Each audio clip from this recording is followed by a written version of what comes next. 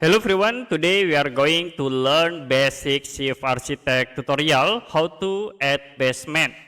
So for example, I will create new floor with this wall tools. We create example floor,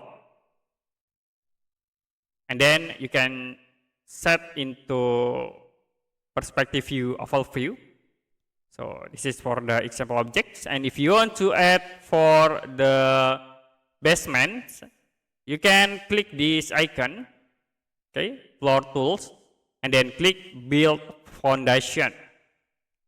So the next, for the minimum height, like I will set into 3000, and you can click OK. Click OK again, and we create new basement in here, and you can see in the project browser we have the foundation, and this is for the 3D view. So you can zoom in to view like this. This is for the basement, and in this for the first floor.